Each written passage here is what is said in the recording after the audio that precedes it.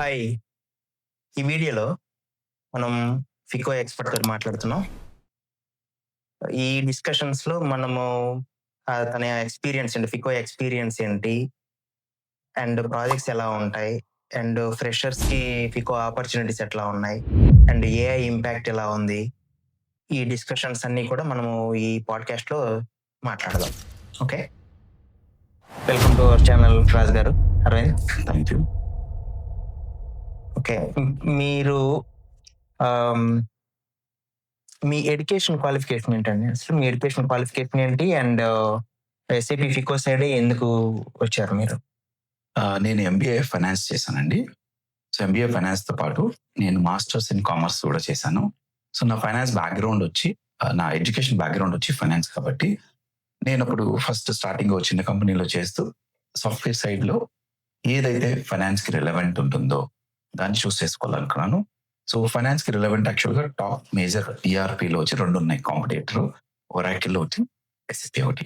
So, అప్పుడు నేను చదువుకునే నా ఎంబీఏ అయిపోయిన తర్వాత ఎస్‌ఏపీకి చాలా బూమ్ చాలా రిక్వైర్మెంట్ ఉంది. ఎందుకంటే ప్రాజెక్ట్స్ చాలా ఉన్నాయి. రిసోర్స్ తక్కువ ఉన్నారు. అందుకని నేను ఎస్ఏపీ చూస్ చేసుకొని ఎస్ఏపీలో ట్రైనింగ్ తీసుకొని ఎస్ఏపీలో ఫ్రెషర్‌గా జాయిన్ అయ్యాను. ఇది 2011లో జాయిన్ అయ్యాను నేను. ఓకే. సో, అప్పటి నుంచి నేను రకరకాల డిఫరెంట్ ప్రాజెక్ట్స్ చేశాను SAP. Okay. So, total experience అండి? నాకు టోటల్ 18 ఇయర్స్ ఆఫ్ ఎస్ఏపీలో ఎక్స్పీరియన్స్ ఉందండి. సో, కంప్లీట్‌గా ఫైనాన్స్ అండ్ కంట్రోలింగ్ ఏరియాలో అన్ని రకాల ప్రాజెక్ట్స్ వర్క్ చేశాను. ఓకే. అండ్ ఇందులో ఫికోలో అసలు ప్రాజెక్ట్స్ ఎలా ఉంటాయండి? సీ ఏ ఏ కంపెనీ అయినా సరే ఎస్ఏపీ ఇంప్లిమెంటేషన్ చేస్తున్నారు అంటే 90% ప్రాజెక్ట్స్ ఫైనాన్స్ లేకుండా ఏ ప్రాజెక్ట్ ఉండదు. ఎందుకంటే ఫైనాన్స్ వచ్చి ప్రతి అకౌంటింగ్ ఏ ప్రాసెస్ వాళ్ళు ఇంప్లిమెంట్ చేసినా అకౌంటింగ్ పోస్ట్ అవ్వాలంటే ఫైనాన్స్ కంపల్సరీ.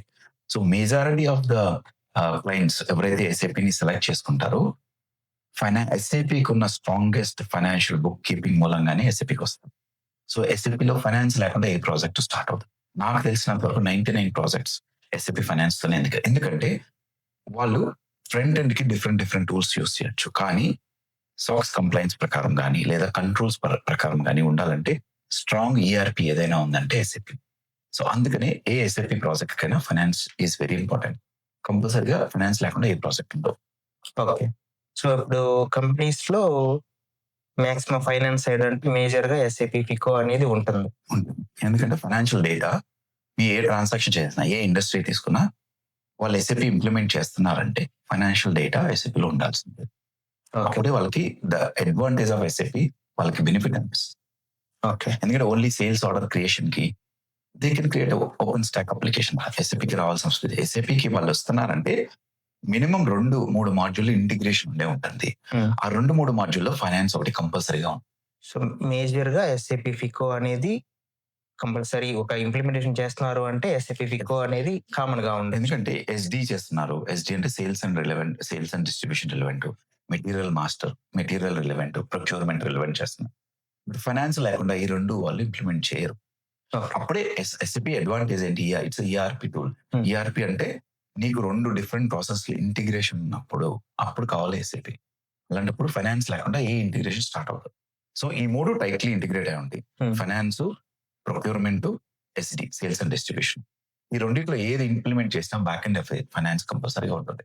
అందుకనే ఫైనాన్స్ రిసోర్స్ కి చాలా ఓపెనింగ్స్, ఆపర్చునిటీస్ బాగా ఉంటాయి. ఓకే. ఇప్పటికీ కూడా ఇప్పుడు కరెంట్ మార్కెట్ లో కూడా ఫైనాన్స్, ఎస్ఏపీ ఫైనాన్స్ లో 4 to 8 years ఎక్స్పీరియన్స్ ఉంటాయి హాట్ కేక్. ఎందుకంటే అలాగా ప్రాజెక్ట్స్ అలా ఉన్నాయి. ఏ ఇంప్లిమెంటేషన్ ప్రాజెక్ట్ తీసుకున్నా, ఏ సపోర్ట్ ప్రాజెక్ట్ తీసుకున్నా ఫైనాన్స్ రిసోర్స్ అనేది కంపల్సరీగా కావాల్సింది. ఓకే. సో, మార్కెట్ బాగుంది అంటారు ఫైనాన్స్ సైడ్. మార్కెట్ అంటే కరెంట్ సిచ్యువేషన్ లో ఫైనాన్స్ ప్రాజెక్ట్స్, ఎస్ఏపీ ప్రాజెక్ట్స్ ఉన్న కంపెనీస్ అన్ని డెఫినెట్ గా ఎస్ఏపీ రిసోర్స్ తీసుకుంటున్నారు. లేకుండా అంటే లేవు. బట్ దేర్ ఆర్ కొన్ని companies they are cut downing their resource. Depends on company, depends on process. Okay. So, ఒక ఫైనాన్స్ ఫికో కన్సల్టెంట్ యొక్క డైలీ యాక్టివిటీస్ ఆర్ ఒక డైలీ లైఫ్‌లో ఫికో కన్సల్టెంట్ కంపెనీలో ఏం చేస్తుంటాడు? ఏం చేస్తారు? వాళ్ళ అసలు రెస్పాన్సిబిలిటీస్ ఎలా ఉంటాయి? ఫికో కన్సల్టెంట్ అంటే మేజర్ రెస్పాన్సిబిలిటీ వచ్చి ఇది కంప్లీట్ గా 100% టెక్నికల్ కాదు, 100% నాన్ టెక్నికల్ కాదు. So he is like consultant వచ్చి డెవలప్మెంట్ టీమ్ కి బిజినెస్ కి మధ్యలో డెవలప్మెంట్ టీమ్ కి ఏం చెప్తారంటే బిజినెస్ ఏదైతే రిక్వైర్మెంట్ ఇస్తుందో దాన్ని ఈ టెక్నికల్ టీమ్ అండర్స్టాండ్ అయ్యే విధంగా ఎస్ఏపి టర్మినాలజీలో చెప్పాలి. సో వాళ్ళ డే టు డే యాక్టివిటీ ఉంటే వాళ్ళు ఒక ప్రాజెక్ట్ కి ట్యాగ్ అయ్యారు అనుకోండి, ఆ ప్రాజెక్ట్ లో డిఫరెంట్ యాక్టివిటీస్ ఉంటాయి. ఎగ్జాంపుల్ ఒక ఎస్ఏపి కంపెనీ కోడ్ చేయాలి, కాన్ఫిగరేషన్ చేయాలి. సో వాళ్ళు ఆ డేలో ఈ వీక్ లో ఏం యాక్టివిటీస్ చేయాలని వాళ్ళకి ఆల్రెడీ ప్రాజెక్ట్ టాస్క్ లిస్ట్ వస్తుంది. దాని ప్రకారం వాళ్ళు ఎవ్రీడే ఆ టాస్క్స్ కంప్లీట్ చేయాలి. ఇట్ కుడ్ బి కాన్ఫిగరేషన్ అంటే కంపెనీ కోడ్ బిల్డ్, అదే ఎస్ఏపి బేసిక్ కాన్ఫిగరేషన్ చేయొచ్చు, లేదా టెస్టింగ్ చేయొచ్చు, లేదా ఒక ఫంక్షనల్ స్పెసిఫికేషన్ రాయొచ్చు, ఓకే. లేదా బిజినెస్ యూజర్ తో కూర్చొని ఆ టెస్టింగ్ ని రివ్యూ చేయించవచ్చు. అలాగా lot of activities depends on a project కి వాళ్ళు అసైన్ అయ్యారు. వాళ్ళకు ఇంప్లిమెంటేషన్ ప్రాజెక్ట్ లో ఉన్నారా, లేదా సపోర్ట్ ప్రాజెక్ట్ లో ఉన్నారా. సపోజ్ నేను ముందు చెప్పింది ఇంప్లిమెంటేషన్ ప్రాజెక్ట్. అదే సపోర్ట్ ప్రాజెక్ట్ లో ఉంటే వాళ్ళకి ఇన్సిడెంట్స్ వస్తాయి. ఆ ఇన్సిడెంట్ మీద వాళ్ళు వర్క్ చేయాలి. ఆ ఇన్సిడెంట్ లో చేంజ్ రిక్వెస్ట్ అవ్వచ్చు, ఇష్యూ అవ్వచ్చు, మాస్టర్ డేటా ఇష్యూ అవ్వచ్చు. సో వాళ్ళు ఆ ఇష్యూని అనలైజ్ చేసి ఏంటి సొల్యూషన్ దానికి, they have to provide the solution. అలాగా బేస్డ్ ఆన్ వాళ్ళు ఏ ప్రాజెక్ట్ కి ట్యాగ్ అయ్యి ఉంటారో దాని ప్రకారం వాళ్ళ డే టు డే యాక్టివిటీస్ ఉంటాయి. యాక్టివిటీస్ ఉంటాయి. ఓకే. ఇప్పుడు ఎస్ఏపి ఫికోలో ఏమేమి సబ్ మాడ్యూల్స్ ఉంటాయండి? ఓకే. ఎస్ఏపి ఫికోలో వచ్చి ఫైనాన్స్ అండ్ కంట్రోలింగ్. యాక్చువల్గా finance controlling separate module. So finance లో వచ్చి ఫస్ట్ మనకి జనరల్ లెడ్జర్ అని ఉంటుంది. ప్రతి అకౌంటింగ్ జనరల్ లెడ్జర్ లేకుండా ఏది పోస్ట్ చేయడం అనమాట. సో అది ఒక కీ మాడ్యూల్, బేసిక్ అనమాట. ఎంటర్ప్రైజ్ స్ట్రక్చర్ వస్తుంది ఫస్ట్. బేసిక్స్ క్రియేట్ చేసిన తర్వాత జనరల్ లెడ్జర్ ఒక కీ సబ్ మాడ్యూల్ ఉంటుంది. సో ప్రతి అకౌంటింగ్ ఏంటి దాంట్లో పోస్ట్ అవుతుంది. తర్వాత అకౌంట్స్ పేయబుల్ అని వస్తుంది. అంటే మనం వెండర్స్ కి పేమెంట్స్ చేసేది, వెండర్ ప్రాసెస్ అన్నమాట. వెండర్ రిలేటెడ్ ఇంటిగ్రేషన్ అంతా దాంట్లో జరుగుతుంది. నెక్స్ట్ ఇంకొక సబ్ మాడ్యూల్ వచ్చి అకౌంట్స్ రిసీవబుల్, అంటే కస్టమర్ రిలేటెడ్, సేల్స్ రిలేటెడ్ అవన్నీ దాంట్లో జరుగుతాయి. అలా కాకుండా ఇంకొక కీ మాడ్యూల్ ఉంది అసెట్స్ అకౌంటింగ్. అంటే కంపెనీకి ఏమైనా అసెట్స్ పర్చేస్ చేసినా, సేల్ చేసినా వాటి డిప్రిషియేషన్ అవన్నీ క్యాలిక్యులేట్ అవ్వడానికి అసెట్స్ మాడ్యూల్ అని సబ్ మాడ్యూల్ ఉంటుంది. ఈ 5 ఫైనాన్స్ లో కీ ఏరియాస్. ఓకే. కంట్రోలింగ్ వచ్చేసరికి, సో కంట్రోలింగ్ లో వచ్చి కీ ఏరియాస్ వచ్చి ప్రాఫిట్ సెంటర్ అకౌంటింగ్ అని ఉంటుంది. ఎందుకంటే ప్రతి కంపెనీలో ఈ కంట్రోలింగ్ కూడా యాక్టివేట్, అందరూ ఎక్స్టెన్సివ్ గా యూజ్ చేయరు, బట్ బేసిక్ గా యూజ్ చేసేది కంట్రోలింగ్ లో profit centre accounting, cost centre accounting. ఇవి రెండు యాజ్ అ బేసిక్ వాళ్ళు యూజ్ చేస్తారు. మిగిలిన ఫీచర్స్ అన్ని ఉన్నాయి, ప్రాఫిటబిలిటీ అనాలిసిస్ అని, ప్రొడక్ట్ కాస్టింగ్ అని. అవి వచ్చి డిపెండ్స్ ఆన్ ఇండస్ట్రీ స్పెసిఫిక్, వాళ్ళ బిజినెస్ మోడల్ బట్టి యూజ్ చేస్తారు. So as a finance consultant గా ఫైనాన్స్ లో అయితే కంపల్సరీగా ఈ 5 మాడ్యూల్స్ కంపల్సరీగా తెలిసి ఉండాలి. సిఓలో వచ్చి స్పెసిఫిక్ గా profit centre accounting, cost centre accounting కంపల్సరీగా ఉండాలి. సో ఈ 7 సబ్ మాడ్యూల్స్ అయితే ప్రతి ఒక్కరికి డీటెయిల్ నాలెడ్జ్ అయితే ఉండాలి. మిగిలిన 2 నాలెడ్జ్ నేను చెప్పినట్టు కంట్రోలింగ్ లో, కాస్ట్ అకౌంటింగ్ వచ్చి మ్యానుఫ్యాక్చరింగ్ ఇండస్ట్రీస్కి ఎక్కువ యూస్ చేస్తారు. సో ఏదైతే ప్రాజెక్ట్ మ్యానుఫ్యాక్చరింగ్ రిలేటెడ్ ఉంటే వాళ్ళు ఎక్స్టెన్సివ్ గా కాస్టింగ్ మోడల్ యూస్ చేస్తారు, కాస్టింగ్ సబ్ మోడల్ యూస్ చేస్తారు. నెక్స్ట్ ప్రాఫిటబిలిటీ అనాలిసిస్ అని ఇంకోటి ఉంది, which is called as Copa. అంటే ఏదైతే ఇండస్ట్రీ సేల్స్ రిలేటెడ్ హెవీగా యూస్ చేస్తారు, వాళ్ళు ప్రాఫిటబిలిటీ ఐడెంటిఫై చేయడానికి కోపా యూస్ చేస్తారు. సో కాస్టింగ్, కోపా ఇవి రెండు టైట్లీ ఇంటిగ్రేటెడ్. సో ఇవి మోస్ట్లీ మ్యానుఫ్యాక్చరింగ్ రిలేటెడ్ కంపెనీస్ బాగా యూస్ చేస్తారు. సో డిపెండ్స్ ఆన్ ప్రాజెక్ట్ అనమాట. ఇప్పుడు ఇండస్ట్రీ స్పెసిఫిక్ సొల్యూషన్స్ ఉన్నాయి కొన్ని, like is oil, is retail, is pharma, is utility. So వీటిల్లో అనమాట డిపెండ్స్, వాళ్ళ ప్రాసెస్ లో మ్యానుఫ్యాక్చరింగ్ రిలేటెడ్ ఏమన్నా ఉంటే యూస్ చేస్తారు, లేకపోతే ఇవి యూస్ చేయరు. But costing, cost centre accounting, profit centre accounting కంపల్సరీగా యూస్ చేస్తారు. సో ఎవరైనా ఎస్ఏపి ఫైనాన్స్ నేర్చుకున్నారంటే they have to learn both, రెండు ఫైనాన్స్ కంట్రోలింగ్ రెండు నేర్చుకోవాలి. సో కంట్రోలింగ్ లో as a basics cost and profit centre accounting కంపల్సరీగా నేర్చుకోవాలి. సో ఫికోలో 2 ఎఫ్ఐలో ఉన్న సబ్ మాడ్యూల్స్, సిఓలో ఉన్న సబ్ మాడ్యూల్స్ మీద నాలెడ్జ్ ఉంటే బెటర్ గా ఉంటుంది. ఇప్పుడు మనం ఫికోలో ఇన్ని సబ్ మాడ్యూల్స్ చెప్పారు కదా మీరు. ఇప్పుడు ఫ్రెషర్స్ కానీ, జూనియర్ కన్సల్టెంట్స్ కానీ, ఎంట్రీ లెవెల్లో ఉన్నోళ్ళు ఏ సబ్ మాడ్యూల్స్ కి వచ్చే ఛాన్సెస్ ఎక్కువగా ఉన్నాయి? సో జూనియర్ లెవెల్ అయినా సరే, ఎవరైనా సరే ఎస్ఏపిలో చాలా మాడ్యూల్స్ ఉన్నాయి. ప్రతి ఒక్కరు అన్ని నేర్చుకోవడం కష్టం. కాబట్టి అట్లీస్ట్ ఒక 5 సబ్ మాడ్యూల్స్ ఫస్ట్ స్టార్ట్ చేసి దాని నుంచి based on project on hands నేర్చుకుంటే వాళ్ళ స్కిల్ అప్గ్రేడ్ అవుతుంది. సో బేసిక్ గా నేను చెప్పినట్టు ఫైనాన్స్ లో కీ సబ్ మాడ్యూల్స్ అంటే general ledger, GL, AP, AR, asset accounting. ఇవి 4 కంపల్సరీగా ప్రతి ఒక్కరికి డీప్ అండర్స్టాండింగ్ కంపల్సరీగా రావాలి. ఎందుకంటే జూనియర్ కన్సల్టెంట్ అయినా సరే వాళ్ళని సపోర్ట్ లో ఇనిషియల్ గా సపోర్ట్ లో ఇస్తారు. సో సపోర్ట్ ప్రాజెక్ట్ ఉన్నప్పుడు ఇన్సిడెంట్ దేనికైనా రావచ్చు. ఎందుకంటే okay. Again depends on projects, companies, క్లయింట్‌కి ఉన్న నంబర్ ఆఫ్ సిస్టమ్స్ బట్టి they will define. Let's take 2 examples తీసుకోండి. ఒక ఎగ్జాంపుల్ ఒక పెద్ద పెద్ద కంపెనీ ఉంది. Reliance example. రిలయన్స్‌కి 10 సిస్టమ్స్ ఉన్నాయనుకోండి. హ్మ్. 10 సిస్టమ్స్‌లో ఈ 5 మాడ్యూల్స్‌కి హ్యాండిల్ చేయడానికి ఒకళ్ళ యూజర్ సరిపోరు. అప్పుడు వాళ్ళు ఎలా డిఫైన్ చేస్తారంటే, ఓకే, జీఎల్‌లో ఇష్యూస్ అన్నీ ఒక టీమ్ చేస్తారు. ఏపీలో ఇష్యూస్ అన్నీ ఒక టీమ్ చేస్తారు. ఏఆర్‌లో ఒకళ్ళు చేస్తారు. అలాగా వాళ్ళు టీమ్స్ డివైడ్ చేసుకుంటారు. ఎందుకంటే సపోర్ట్‌లో వచ్చి నీకు ఇన్సిడెంట్ అవ్వనియండి, చేంజ్ రిక్వెస్ట్ అవ్వనియండి, రెస్పాన్స్ ఇమ్మీడియేట్ కావాలి. ఎందుకంటే సపోర్ట్‌లో మీకు ఎస్ఎల్ఏ అని ఉంటది. హ్మ్. మీకు తెలుసు కదా! సపోర్ట్‌లో you have to respond or you have to resolve in 1 day, 2 day based on priority. అందుకని వాళ్ళేంటంటే డెడికేటెడ్ ఫోకస్ పెడతారు. ఎందుకంటే డిపెండ్స్ ఆన్ క్లయింట్. యాస్ నేను చెప్పినట్టు రిలయన్స్ పెద్ద కంపెనీ కాబట్టి దే కెన్ హావ్ మీ. అదే అదే సేమ్ ఎగ్జాంపుల్ ఒక చిన్న కంపెనీ తీసుకో. ఒక చిన్న company they have only 1 company code. వాళ్ళకి they will not have 10 resource. హ్మ్. ఒకళ్ళే ఉంటారు కన్సల్టెంట్, ఒక సపోర్ట్ ఇద్దరుంటారు. వాళ్ళే అన్ని సబ్జెక్ట్ మాడ్యూల్స్‌కి చేయాలి. ఓకే. సో అలాంటి కేసెస్‌లో they should work on GL, APR, asset accounting. లేదు నేను ఓన్లీ ఏపీలో చేస్తానంటే అలా వర్కౌట్. ఎందుకంటే ఇన్సిడెంట్ దేంట్లో అయినా రావచ్చు. ఓకే. లేదా బిజినెస్ రిక్వైర్మెంట్ దేంట్లో అయినా రావచ్చు. లైక్ కస్టమర్ వచ్చి మాస్టర్‌లో చేంజ్ రావచ్చు, వెండర్ మాస్టర్‌లో రావచ్చు, జీఎల్‌లో రావచ్చు, ఎక్కడైనా రావచ్చు. సో వాళ్ళకి అన్ని 5 మాడ్యూల్స్ వీటితో పాటు నేను చెప్పాను కదా బేసిక్ కంట్రోలింగ్‌లో కాస్ట్ సెంటర్ ఏంటి, ప్రాఫిట్ సెంటర్ అకౌంటింగ్ అంటే ఏంటి, ఇవి 2 అంటే ఈ మొత్తం 6 మాడ్యూల్స్ బేసిక్‌గా స్ట్రాంగ్ అండర్‌స్టాండింగ్ ఉండాలి. ఓకే. అప్పుడే వాళ్ళు ఏ జాబ్‌లో అయినా సర్వైవ్ అవ్వగలరు. లేకపోతే ప్రతిసారి they need to depend on senior.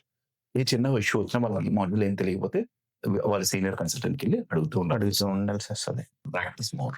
Okay. ఎందుకంటే ఈవెన్ దో వాళ్ళ ఇన్సిడెంట్స్ వచ్చినా పక్క టీమ్‌లో వేరే టీమ్‌లో ఇన్సిడెంట్స్ చెక్ చేసుకొని ఏం ఇష్యూస్ వస్తున్నాయి, వాటిని ఆళ్ళు ఎలా రిజాల్వ్ చేశారు, వాళ్ళు అనాలిసిస్ చేస్తూ ఉండాలి. Okay. Whenever they don't have work. ఎప్పుడైతే మనం సపోర్ట్ ప్రాజెక్ట్‌లో ఉన్నాం, నువ్వు ఫ్రెషర్‌గా జాయిన్ అయ్యావు. ఓకే. నాకేమి వర్క్ రావట్లేదు లేదా ఇన్సిడెంట్స్ ఏమి లేవు. That is the time they have to upskill they skills. ఏం చేయాలి? వేరే ఏమేమి ఇన్సిడెంట్స్ వస్తున్నాయి, మనకి ఎలాంటి ఇన్సిడెంట్స్ వస్తున్నాయి, వాటిని ఎలా రిజాల్వ్ చేస్తున్నారు, ఓకే. అదంతా వాళ్ళు అనాలిసిస్ చేస్తూ ఉంటారు. ఓకే. ఇప్పుడు మీరు చాలా ప్రాజెక్ట్స్ చేసుంటారు కదండీ! ఇప్పటి వరకు మీరు చేసిన ప్రాజెక్ట్స్‌లో ఎలాంటి ఛాలెంజెస్ ఫేస్ చేశారు? ఈ ఫికో ఎక్స్‌పీరియన్స్‌లో? యాహ్! ప్రాజెక్ట్‌లో ఛాలెంజెస్ అంటే 2 విషయాల్లో ఎక్కువ ఛాలెంజెస్ వస్తాయండి. ఒకటి డేటా మైగ్రేషన్. హ్మ్. ఎందుకంటే ఎవరైతే క్లయింట్ ఉన్నారో ఎస్ఏపీ ఓల్డ్ లెగసీ సిస్టమ్ అవ్వచ్చు, లేదా ఎస్ఏపీ ఈసీసీ నుంచి ఎస్‌పీఆర్‌కైనా అప్‌గ్రేడ్ అవ్వచ్చు. ఎవరైనా సరే ప్రాజెక్ట్ లైఫ్ సైకిల్‌లో డేటా మైగ్రేషన్ కట్ ఓవర్ అనేది చాలా క్రిటికల్ పార్ట్. ఎందుకంటే దాన్ని బేస్ చేసుకొనే మీ గో లైవ్ తర్వాత యాక్టివిటీస్ అనేవి డిపెండ్ అయ్యి ఉంటాయి. ఓకే. సో డేటా మైగ్రేషన్‌లో ఛాలెంజెస్ ఎక్కువ ఏమొస్తాయంటే వాళ్ళ లెగసీ సిస్టమ్‌లో చాలా జంక్ డేటా ఉంటుంది. లేదా ఇన్‌కరెక్ట్ డేటా ఉంటుంది. సో, అవన్నీ క్లీనప్ చేపించి అప్పుడు నీ కొత్త సిస్టమ్‌లో అప్డేట్ చేయాలి. అది యాస్ ఎ కన్సల్టెంట్‌గా నీకు తెలియాలి. వాళ్ళు ఏం డేటా తీసుకొస్తున్నారు, అది రైట్ డేటానా? లేదా రాంగ్ డేటానా? కరెక్ట్ చేయించాలా? ఇదంతా కన్సల్టెంట్ రోల్. కన్సల్టెంట్ చెప్పాలి. మీరు తెస్తున్న డేటా ఇది రైట్ కాదు. లేదా దీంట్లో ఇంకా అట్రిబ్యూట్స్ మిస్ అయినయి. ఇవి కంపల్సరీగా కావాలి ఎస్4లో. లేదా ఇవి ఉంటే మీ ప్రాసెస్ ఇంప్రూవ్ అవుద్ది. సో, ఇవంతా ఛాలెంజింగ్ టాస్క్. ఎందుకంటే ఆ డేటా కరెక్షన్ జరిగేది బిజినెసే చేయాలి. ఎందుకంటే కన్సల్టెంట్‌కి తెలీదు అక్కడ డేటా ఎక్కడి నుంచి వస్తుంది లేదా ఎలా అప్డేషన్. కానీ కన్సల్టెంట్ ఏం చెప్పగలడు? ఈ డేటా ఇది కంపల్సరీగా ఉండాలి. ఒక ఎగ్జాంపుల్ చెప్తాను. కస్టమర్ మాస్టర్‌లో గాని, వెండర్ మాస్టర్‌లో గాని ఈమెయిల్ ఐడీ. ఎందుకంటే మనం ఎస్ఏపీ నుంచి ఏం కమ్యూనికేషన్ చేసినా ఈమెయిల్ ఐడీతోనే చేస్తాం. హ్మ్. లేదా ఒక ఇన్వాయిస్ పంపించాలన్నా ఏం సో, సపోజ్ మీకు 10,000 కస్టమర్స్ ఉన్నారు. 10,000 కస్టమర్‌లో 1000 కస్టమర్‌లో ఈమెయిల్ ఐడీ లేదనుకోండి. హ్మ్. మైగ్రేట్ చేసినప్పుడు ఎస్4లో ఆ ప్రాసెస్ ఫెయిల్ అవుద్ది. మీరేమైనా కొత్త ప్రాసెస్ బిల్డ్ చేస్తున్నారు ఈమెయిల్ ఐడీ బేస్ చేసుకొని. కానీ ఈమెయిల్ ఐడీ లేకపోతే ఆ ప్రాసెస్ ఫెయిల్ అవుతుంది. అందుకనే డేటా క్లీనప్ బిజినెస్‌ని అడిగి మీ కరెంట్ డేటాలో ఇంతమంది కస్టమర్‌లు ఈమెయిల్ ఐడీ మిస్ అయింది. మీరు ఆ డేటా అప్డేట్ చేయించండి. అప్పుడే మైగ్రేషన్ కలగాలి. ఇది little bit challenging task, title task. Because మీరు డిఫరెంట్ బిజినెస్‌తో మాట్లాడించి ఆ డేటాని కరెక్ట్ చేపించాలి. ఓకే. ఇది ఒకటి. హ్మ్. సెకండ్‌ది కట్ ఓవర్. కట్ ఓవర్ అంటే మీరు ఏమేం స్టెప్స్ చేస్తారు? మీ గో లైవ్ అయినప్పుడు, post go live, pre go live అని 2 రకాలుంటాయి. అంటే ప్రీ గో లైవ్ అంటే మీరు గో లైవ్‌కి ముందు ఏమేమి యాక్టివిటీస్ చేస్తారు? గో లైవ్ అయిన తర్వాత ఏమేమి యాక్టివిటీస్ చేస్తారు? అవన్నీ స్టెప్స్ రాసి పెట్టుకోవాలి. హ్మ్. ఇందులో ఏ ఒక్క స్టెప్ మిస్ అయినా సరే గో లైవ్‌లో ఇంపాక్ట్ ఉంటుంది. ఓహ్! కట్ ఓవర్ ఈ 2 వెరీ క్రిటికల్. దీంట్లోనే ఎక్కువ ఛాలెంజెస్ వస్తాయి. ఓకే. అండ్ ఇప్పుడు మీరు ఎస్4 హనా అన్నారు కదా! ఈసీసీ నుంచి ఎస్4 హనాకి మైగ్రేషన్స్‌లో హుహు. ఆహ్, టాస్క్‌ల్లో ఏదైనా చేంజెస్ ఉంటాయా? అంటే కన్సల్టెంట్ రోల్ వైజ్ చేంజెస్ అంటే టాస్క్ మొత్తం he has to do same activities చేయాలి. బట్ నీకు ఫీచర్స్ చేంజ్ ఉంటాయి. ఈసీసీలో ఒకలాగా ఉంటుంది, S4లో ఒకలా ఉంటుంది. Oh. అవే S4కి ఈసీసీకి చాలా చేంజెస్ ఉన్నాయి. సో యాజ్ ఎ కన్సల్టెన్సీకి S4కి consultant wise day to day యాక్టివిటీస్లో చేంజ్ ఉండవు, కానీ వాళ్ళకి తెలిసి ఉండాలి ఏ ఫంక్షనాలిటీ ఈసీసీలో ఎలా ఉంది, S4లో ఎలా ఉంది, ఓకే. దాన్ని ఎలా వర్క్ చేయాలి. ఒక ఎగ్జాంపుల్ చూస్తే ఈసీసీలో వెండర్ మాస్టర్ వచ్చి వెండర్ మాస్టర్గానే క్రియేట్ అవుద్ది, కానీ S4లో బిజినెస్ పార్ట్నర్ అనే ఫంక్షనాలిటీతో ఎనేబుల్ అయి ఉంటుంది. ఓకే. సో వాళ్ళకి ఏమైనా వెండర్ మాస్టర్లో ఇష్యూస్ వస్తే వాళ్ళకి తెలిసి ఉండాలి S4లో ఎక్కడ చెక్ చేయాలి నేను, ఎందుకంటే S4లో చాలా కొత్త టేబుల్స్ వచ్చాయి. సో ఇది ఒక ఎగ్జాంపుల్. సో వెండర్ మాస్టర్ ఈసీసీలో ఒక టేబుల్ ఉంటే S4లో అదే టేబుల్ ఉంటుంది, బట్ ఇంకా అడిషనల్ ఫీచర్స్ కూడా ఉంటాయి. సో వాళ్ళకి అవన్నీ తెలిసి ఉండాలి. సో వాళ్ళ నాలెడ్జ్ ఇంప్రూవ్ చేసుకోవాలి. S4లో కొత్త టేబుల్స్ ఏమొచ్చాయి, లేదా ఈ డేటా ఎక్కడ స్టోర్ అవుతుంది, దాన్ని ఎలా అనలైజ్ చేయాలి. అలాగా ఈచ్ ప్రాసెస్ వైజ్ వాళ్ళకి ఫస్ట్ చేంజెస్ ఎక్కడ వచ్చాయి, ఏ టేబుల్స్లో చేంజెస్ వచ్చాయి, ట్రాన్సాక్షన్ అయినప్పుడు ఎక్కడ స్టోర్ అవుతుంది, వాళ్ళు ఎక్కడ చెక్ చేయాలి. సో ఇదంతా చేంజ్ అనమాట. సో ఎవరన్నా సపోజ్ నేను ఇప్పటి వరకు ఓన్లీ ఈసీసీలో వర్క్ చేశాను, S4లో ఎప్పుడు చేయలేదు, నాకు ఇప్పుడు S4 సపోర్ట్ ప్రాజెక్ట్లో నన్ను జాయిన్ చేశారు, నాకు ఎలా తెలిసింది. అలాంటి వాళ్ళు ఏం చేయాలంటే ఫస్ట్ వాళ్ళు S4 ఫీచర్స్ ఏంటి, దానికి దీనికి ఏం చేంజెస్ వచ్చాయి, ఏం టేబుల్స్ చేంజెస్ వచ్చాయి, ఏం ట్రాన్సాక్షన్ ఎక్కడ పోస్ట్ అవుతుంది, ఇదంతా వాళ్ళు అప్స్కిల్ చేసుకోవాలి డెఫినెట్ గా. దెన్ వాళ్ళకి ఇన్సిడెంట్స్ వచ్చే కొద్దీ ఆన్ హ్యాండ్స్ డెఫినెట్లీ వాళ్ళకి ఇంప్రూవ్ అవుతుంది వాళ్ళ నాలెడ్జ్. ఓకే. ఇప్పుడు మనకి కన్సల్టెంట్ ఉంటాడు, ఇంకో కన్సల్టెంట్ కానీ సీనియర్ కన్సల్టెంట్ కానీ అనుకుంటున్నారు. లేదు ఒక ఫైనాన్స్ ఆర్కిటెక్ట్ ఉంటే ఫైనాన్స్ ఆర్కిటెక్ట్ కి కన్సల్టెంట్ చేసే పర్సన్ కి రెస్పాన్సిబిలిటీస్ లో ఏమైనా డిఫరెన్సెస్ ఉంటాయా? డెఫినెట్ గా ఉంటాయండి. ఎందుకంటే మీరు ఏమన్నా it depends again project to project. ఎందుకంటే కన్సల్టెంట్ అనేవాళ్ళు అన్ని ప్రాజెక్ట్లో ఉంటారు. ఎందుకంటే కన్సల్టెంట్స్ ఆర్ వెరీ కోర్. వాళ్ళు ఏం చేస్తారు, బేసిక్ కాన్ఫిగరేషన్ కానీ లేదా కస్టమ్ డెవలప్మెంట్ కానీ బిల్డ్ చేసి టెస్ట్ చేసి అన్నిటికీ అన్ని సిస్టమ్ డెవ్ నుంచి క్వాలిటీకి ప్రొడక్షన్కి అంతా వాళ్ళు ట్రాక్ చేస్తారు. ఆర్కిటెక్ట్ ఏం చేస్తాడు, వాళ్ళు ఎండ్ టు ఎండ్ ప్రాసెస్. ఎందుకంటే డిపెండ్స్ ఆన్ క్లయింట్. కొంతమంది క్లయింట్స్కి 10 ఇంటర్ఫేస్లు, కొంతమందికి 100 ఉంటాయి. ఎందుకంటే పెద్ద క్లయింట్ అనమాట, వాళ్ళకి మల్టిపుల్ సిస్టమ్స్, సోర్స్ సిస్టమ్స్ ఉంటాయి, లేదా ఇంటిగ్రేటెడ్ ప్రాసెస్ ఉంటాయి. అలాంటి టైంలో ఆర్కిటెక్ట్ ఏం చేస్తారంటే ఈ ఆర్కిటెక్ట్ డిజైన్ చేస్తారు. మనకి డేటా ఎక్కడి నుంచి రావాలి, ఏ సిస్టమ్ నుంచి రావాలి, ఏం డేటా రావాలి, ఎలా ఫైనాన్స్కి వచ్చి దాన్ని ఎలా పోస్ట్ అవుతుంది. సో అదంతా డిజైన్ చేసేది ఆర్కిటెక్ట్. ఎందుకంటే ఆర్కిటెక్ట్ నాట్ ఓన్లీ ఎస్ఏపి ఫైనాన్స్లో వాళ్ళకి ఏం ఫ్రంట్ అండ్ ఏం సిస్టమ్ ఉంది, బ్యాక్ అండ్ ఏం సిస్టమ్తో ఇంటిగ్రేట్ అవుతుంది. ఒకసారి ఫైనాన్స్ పోస్ట్ అయ్యాక డౌన్ స్ట్రీమ్ సిస్టమ్కు ఏమేమి డేటా పంపించాలి, ఏమేమి ఫిల్టర్స్ పెట్టాలి, అదంతా ఆర్కిటెక్ట్స్ డిజైన్ చేస్తారు. కన్సల్టెంట్ రోల్లో అదేంటిది. సో ఇట్స్ లైక్ ఎవరైనా సరే ఫస్ట్ 3 years ఎక్స్పీరియన్స్ ఉంటే he will work as a consultant, 5 yearsకి సీనియర్ కన్సల్టెంట్, 15 yearsకి ఆర్కిటెక్ట్. ఎందుకంటే he might have gone through all different projects, different scenarios. అలాగే he will improve his upskill and he will go to the next level. So అది finance వాళ్ళకి roadmap అనమాట. Consultant నుంచి architect definite గా roles అయితే different ఉంటాయి. ఎందుకంటే it depends on experience. అంతే కదా, నేను 10 years సేమ్ కన్సల్టెంట్ రోల్లో చేశాను అనుకోండి, నువ్వు ఆర్కిటెక్ట్ అవ్వాలంటే కన్సల్టెంట్ తో పాటు అడిషనల్ యాక్టివిటీస్ కూడా నేర్చుకోవాలి. ఓకే. అంటే ఈ ప్రాసెస్ ఎక్కడ స్టార్ట్ అవుతుంది, ఎక్కడ ఎండ్ అవుతుంది, మనకి ఏమేమి సోర్సెస్ ఉన్నాయి, నాట్ ఓన్లీ ఫైనాన్స్ కాకుండా క్రాస్ మాడ్యూల్ కూడా వాళ్ళకి తెలిసి ఉండాలి. లైక్ MM లో ఏం జరుగుతుంది, SD లో ఏం జరుగుతుంది, అప్పుడే he can become architect. Okay. So complete ఒక ఎంటర్ప్రైజ్ కి రిలేటెడ్ మొత్తం in detail at least touch point, like ఈ ప్రాసెస్ ఇక్కడ స్టార్ట్ అవుతే ఫైనాన్స్ కి ఏం ఇంపాక్ట్ వస్తుంది, ఎక్కడ ఇంటిగ్రేట్ అవుతుంది, ఇంటిగ్రేట్ తర్వాత డౌన్ స్ట్రీమ్ సిస్టమ్స్ ఉంటాయి. లైక్ ఎగ్జాంపుల్ BW, మీ రిపోర్టింగ్ సిస్టమ్ ఉంది, దానికి ఏం డేటా పంపించాలి, ఎలా పంపించాలి, ఏమేమి ఫీల్డ్స్ పంపించాలి. సో అవంతా తెలియాలంటే నీకు ఎండ్ టు ఎండ్ ప్రాసెస్ తెలిసి ఉండాలి. ఓకే. మీకు ఒక రిక్వైర్మెంట్ వచ్చింది, నా డౌన్ స్ట్రీమ్ సిస్టమ్ లో ఒక ఫీల్డ్ బేస్ చేసుకుని ఒక అట్రిబ్యూట్ చేసుకుని రిపోర్ట్ చేస్తున్నాను, దాన్ని ఎక్కడి నుంచి తీసుకురావాలి, ఏం సోర్సెస్ ఎలా పంపిస్తాయి, అదంతా ఆర్కిటెక్ట్ డిజైన్ చేయాలి. ఎందుకంటే ఆయన ఎండ్ టు ఎండ్ తెలుసుకుంటారు, చూస్తారు కాబట్టి. That's how the role difference.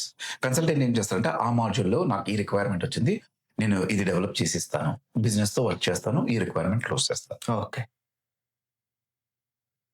Okay అండి.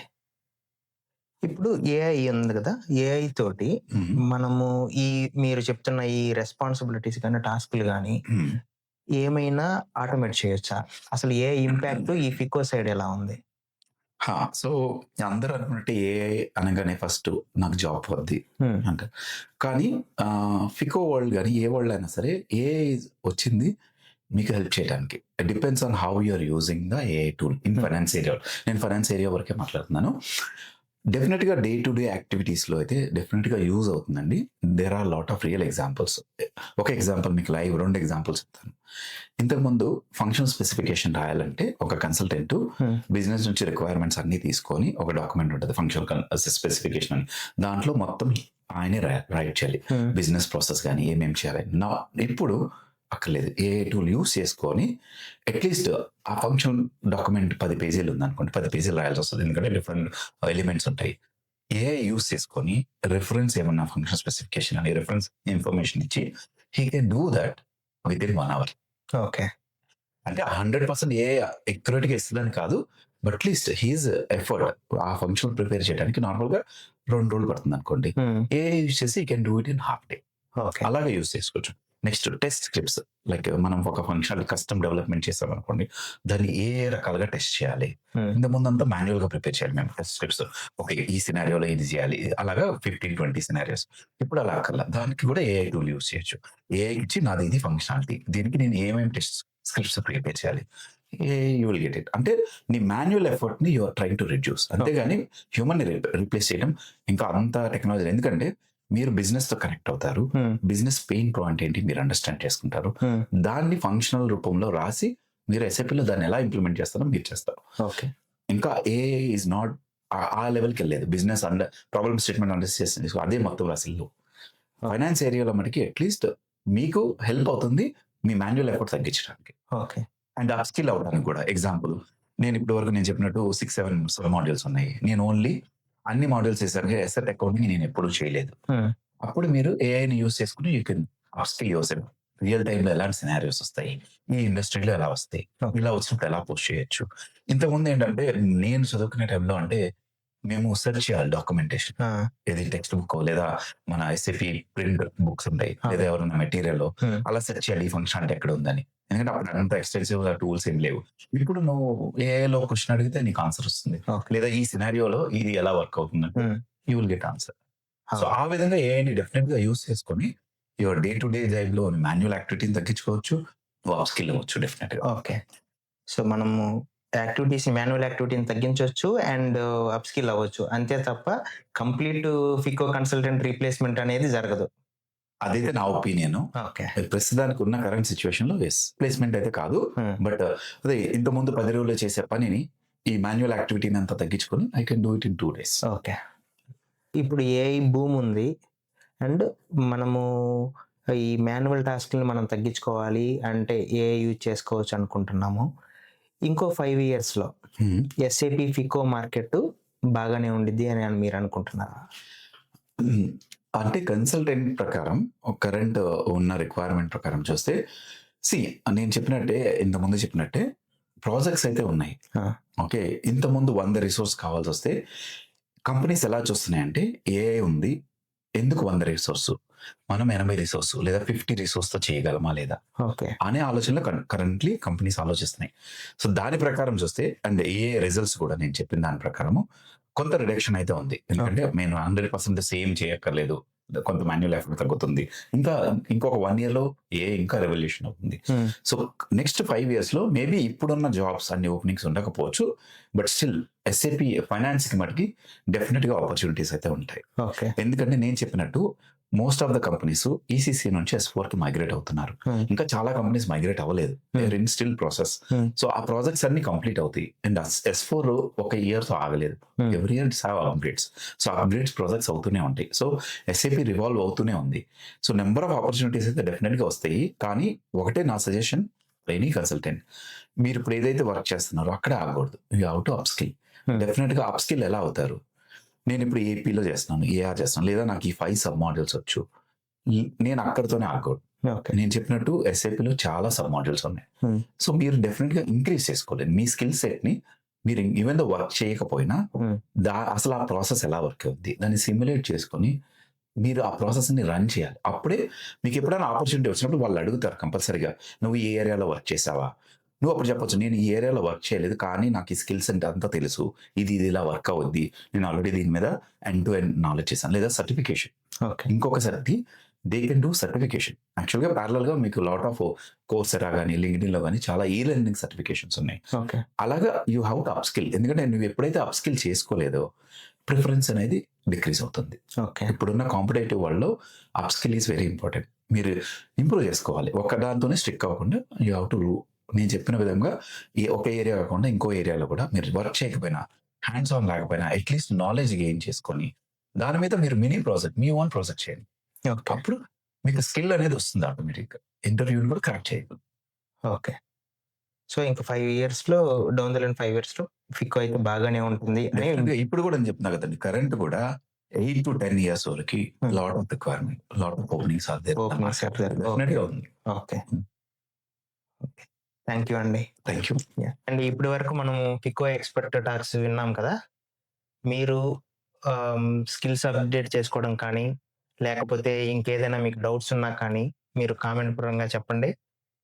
ఆహ్, దాన్ని ఇంకేదైనా ఇన్‌పుట్స్ కావాలన్నా ఫికో రిలేటెడ్ ఇంకేదైనా ఇన్‌పుట్స్ కావాలన్నా కానీ, మేము తెలుసుకొని దానికి రిలేటెడ్ మీకు ఇన్ఫర్మేషన్ ఇస్తాము. ఓకే.